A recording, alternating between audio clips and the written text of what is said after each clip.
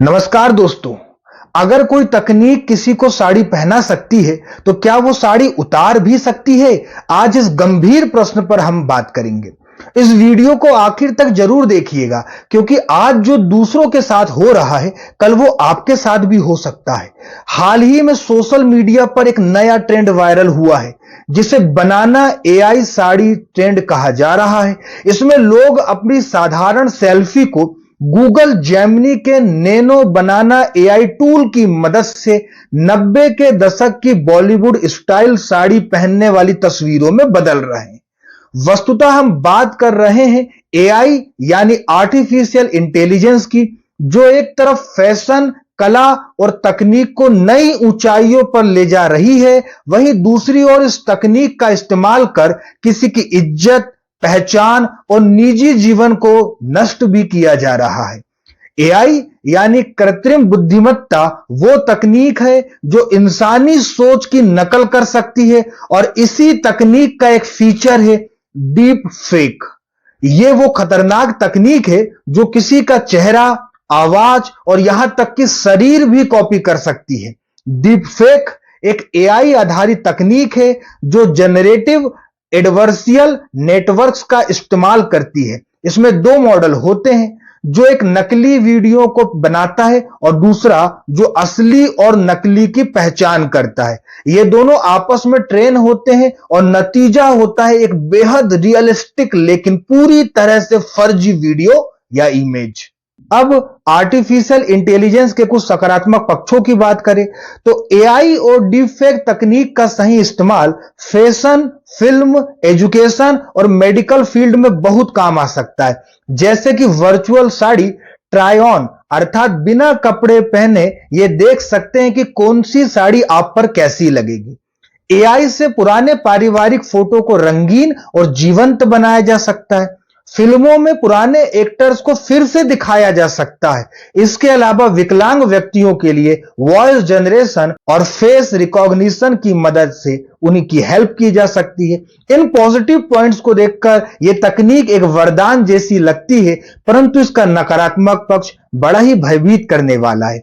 Deep fake तकनीक से महिलाओं के चेहरे को किसी और के शरीर पर लगाया जा सकता है और ऐसे अश्लील वीडियो बनाए जा सकते हैं जो पूरी तरह से फर्जी होते हैं लेकिन देखने में बिल्कुल असली लगते हैं। कल्पना करके देखिए, एक लड़की जो स्कूल जाती है, अचानक उसका डीप फेक वीडियो वायरल हो जाता है। वो किसी से नजरें नहीं मिला पाती। पुलिस में केस करने पर भी तकनीकी जांच में महीनों लग जाते हैं। तब तक उसकी छवि पूरी तरह से खराब हो चुकी होती है। यह डिजिटल रेप से कम नहीं है दोस्तों। और सबसे बुरा यह कि इसे बनाने के लिए सिर्फ एक तकनीक और थोड़ी सी कोडिंग नॉलेज चाहिए। हाल ही में का एक एग्जांपल आप भारत का लीजिए। एक 17 साल की लड़की का डीप फेक वीडियो वायरल हुआ, जिसमें उसका चेहरा किसी अश्लील वीडियो पर मॉर्फ कर दिया गया। उस लड़की ने आत्महत्या की कोशिश की। एक और केस में एक महिला पत्रकार का चेहरा एडिट करके पोर्न साइट्स पर डाला गया। उस महिला पत्रकार ने कई महीने संघर्ष किया और अंत में केस जीता, लेकिन इन सब से जो उन्हें मानसिक आघात पहुंचा उसकी भरपाई कभी नहीं हो सकती। ऐश्वर्या राय बच्चन ने AI generated deep fake video और उनकी इमेज का वेबसाइट पर बिना अनुमति उपयोग होने के खिलाफ दिल्ली हाईकोर्ट में याचिका दायर की है। सचिन तेंदुलकर का एक ऐप के प्रचार में डीप फेक वीडियो इस्तेमाल हुआ था, जिसे लेकर सचिन ने जनता से उस वीडियो को रिपोर्ट करने को कहा। इसके अलावा आलिया भट्ट, प्रियंका चोपड़ा, रश्मिका मंदाना आदि ने भी डीप फेक वीडियो के प्रसार के खिलाफ आवाज उठाई है। ऐसे मामलों की संख्या साल दर साल बढ़ती ही जा रही है और ज्यादातर अपराधी पकड़े ही नहीं जाते। अब बात करते हैं कि यदि डीप फेक से संबंधित कोई अपराध भारत में होता है तो उसके लिए कानूनी प्रावधान क्या है। तो भारत में फिलहाल डीप फेक के लिए कोई स्पष्ट कानूनी प्रावधान नहीं है। हालांकि इस प्रकार के अपराधों के मामले में इंफॉर्मेशन टेक्नोलॉजी एक्ट 2000 की धारा 66E जो प्राइवेसी वायलेशन से संबंधित है और धारा 67 जो ऑब्सीन मटेरियल से संबंधित है वो लागू की जाती है। इसके अलावा भारतीय न्याय संहिता की भी कई धाराएं लागू की जाती है। इसके अलावा केंद्र सरकार ने पर्सनल डेटा प्रोटेक्शन एक्ट 2023 के जरिए भी इन अपराधों पर नियंत्रण लगाने की कोशिश की है। अब एक महत्वपूर्ण प्रश्न पर बात करते हैं कि ऐसी तकनीकों के दुरुपयोग से बचने के लिए आप और मैं क्या कर सकते हैं। तो सबसे पहला, सोशल मीडिया पर अपनी फोटोज को पब्लिक रखने से पहले एक बार सोचें। दूसरा, फ्री वेरिफिकेशन टूल से डीप फेक वीडियो की पहचान करने की कोशिश करें। तीसरा, अगर आप डीप फेक से संबंधित किसी अपराध के शिकार बने हैं तो डरे नहीं, तुरंत पुलिस और साइबर क्राइम सेल से संपर्क करें। चौथा, अपने दोस्तों और परिवार में जागरूकता फैलाएं कि इस प्रकार के अपराध समाज में हो रहे हैं।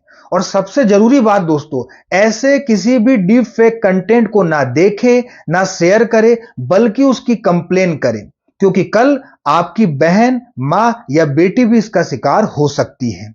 इसके अलावा सिविल सोसाइटीज को सरकार पर दबाव बनाना चाहिए कि वे टेक कंपनियों को कंटेंट मॉडरेशन और एआई एथिक्स के लिए जिम्मेदार ठहराए।